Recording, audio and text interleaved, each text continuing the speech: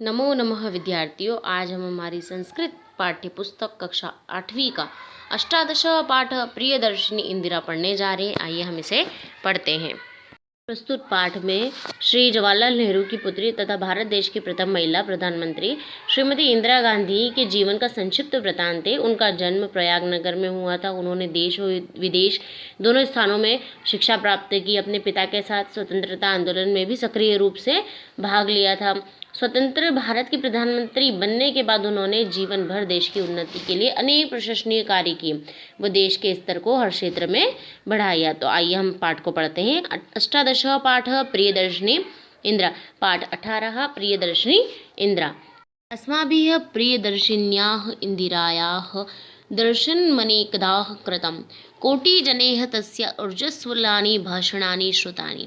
सहस्रैः बालकैः तस्याः हस्ताभ्यां सह स्नेहं प्रदत्ता पुष्पमालाः गृहीता। अतः दिवंगतापि सा देवी अस्माकं कृते वर्तमाने वासीत्। इस पाठ में क्या कहा जा रहा है कि हमने प्रियदर्शिनी इंदिरा के अनेक बार दर्शन किए, है ना। दर्शन में एकदा कृतम, दर्शन किए। करोड़ों लोगों ने उनके ओजस्वी, है ना, ऊर्जस्वलानी ओजस्वी भाषण सुने। हजारों बालकों ने उनके हाथों से स्नेहपूर्वक प्रदत्त पुष्पमालाएं ग्रहण की। अतः दिवंग होने पर भी वह देवी हमारे लिए आज भी क्या है, जीवित अवस्था में है। तस्या जन्म प्रयागनगरे 1917 तमे ख्रीष्टाब्दे आनंद भवन नाम के पैतृक गृहे अभवत्। जवाहरलाल नेहरू तस्या पिता कमला नेहरू च जननी अभवत्। देखिए, उनका जो जन्म था सन 1917 में प्रयागनगर में आनंद भवन नामक पैतृक गृह में हुआ था। जवाहरलाल नेहरू उनके पिताश्री और कमला नेहरू जो थी उनकी माताश्री थी। इंदिरायाः प्रारंभिकी शिक्षा प्रयागे पूनानगरे च अभवत्। तेषु दिवसेषु आनन्दभवनं स्वतन्त्रता आन्दोलनस्य केन्द्रमासीत्। सर्वे राष्ट्रियाः नेताराः तत्र गच्छन् इंदिरा तेभ्यः देशभक्तेः संघर्षशीलतायाश्च संस्कारानुग्रहणात् प्राथमिकीं शिक्षां समाप्य सा शान्तिनिकेतनं गच्छत्। तत्र गुरुदेवस्य रवीन्द्रनाथ ठाकुरस्य सान्निध्ये भारतीयसंस्कृते मानवप्रेम्णः च महतीं शिक्षां प्राप्नोत्। तस्याः उच्चशिक्षा इंग्लैंड देशे ऑक्सफोर्ड विश्वविद्यालये संपन्ना। देखिए, क्या कहा गया है कि इंदिरा जी की जो प्रारंभिक शिक्षा थी वो प्रयाग और पूना नगर में हुई। उन दिनों आनंद भवन स्वतंत्रता आंदोलन का जो था वो प्रमुख केंद्र था। सभी भारतीय नेतागण वहाँ आते थे। इंदिरा जी ने उनसे देशभक्ति और संघर्षशीलता के संस्कार ग्रहण किए। प्राथमिक शिक्षा समाप्त करके वह शांति निकेतन गई। वहाँ पर गुरुदेव रविंद्रनाथ ठाकुर के सानिध्य में भारतीय संस्कृति और मानव प्रेम की महान शिक्षा को ग्रहण किया। किसने? इंदिरा गांधी ने। उनकी उच्च शिक्षा इंग्लैंड देश में ऑक्सफोर्ड विश्वविद्यालय में संपन्न हुई। उन्होंने अपनी आगे की पढ़ाई इंग्लैंड देश गए और वहाँ के ऑक्सफोर्ड यूनिवर्सिटी में जाके उन्होंने आगे की शिक्षा संपन्न की।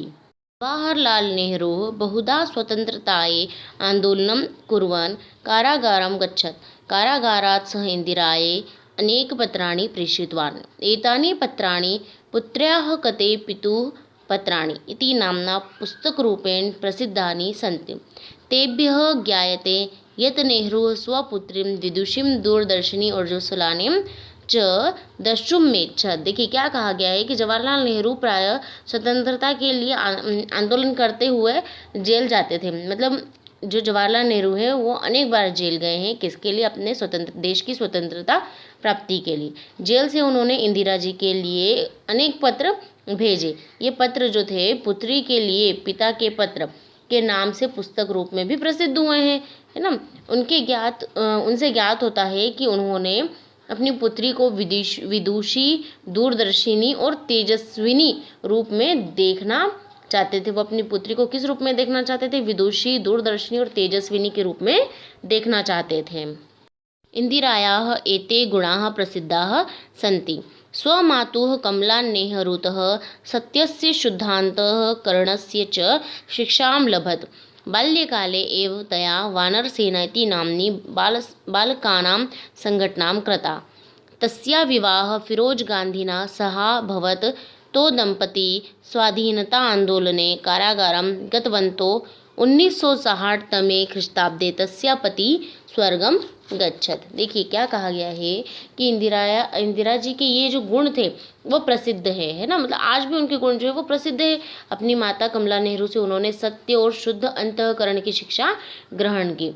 बाल्यकाल में ही उन्होंने वानर सेना नाम का बालिकाओं का एक संगठन तैयार किया था। उनका विवाह उसके पश्चात देखिए उनका जो विवाह था फिरोज गांधी के साथ हुआ था। ये दोनों दंपति जो थे, ये दोनों पति पत्नी जो थे वो स्वाधीनता आंदोलन में जेल भी गए। ईस्वी सन 1960 में उनके पति का निधन हो गया। लाल बहादुर शास्त्रिणः मृत्योरनन्तरं सा भारतस्य प्रधानमंत्री अभवत्। देखिए लाल बहादुर की मृत्यु के पश्चात वो भारत की प्रधानमंत्री बनी। तत्पदम् अंगीकृत्य सा देशसेवायां सर्वभावेन संलग्ना जाता। अधिकोषाणां राष्ट्रीयकरणं भूतपूर्वराज्ञां विशिष्टाधिकाराणां समाप्ति तेषां नेजधनदानस्य प्रिवी पर्स अन्तः भूमिसम्पत्त्योः सीमानिर्धारणं चेत्यादीनि कार्याणि तस्याः महत्त्वम् उद्भासयन्ति।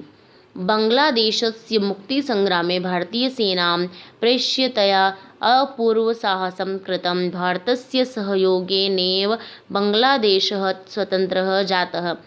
सा जीवनपर्यन्तं भारतस्य कल्याणाय निर्धनानामुत्थानाय च प्रयत्नं करोत्। दरिद्रतामयपनय इति तस्या उद्घोषणा आसीत्। देखिए उन्होंने क्या कहा कि देखिए उस पद को धारण करने के बाद, किस पद पर, प्रधानमंत्री के पद को धारण करने के बाद वह देश सेवा में तन मन से लग गई। बैंकों का राष्ट्रीयकरण, भूतपूर्व राजाओं के विशेषाधिकारियों की समाप्ति, उनके प्रीवियर्स का अंत, भूमि और संपत्ति की सीमा का निर्धारण इत्यादि कार्य उनकी महानता घोषित करते हैं।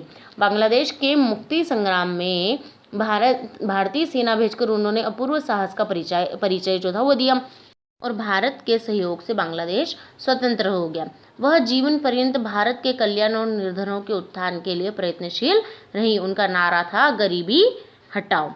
1984 तमस्य ख्रीष्टाब्दस्य अक्टोबर मासे 31 दिनाङ्के सा एकस्य स्वरक्षकस्यैव गोलिकाभिः वीरगतिं प्राप्नोत्।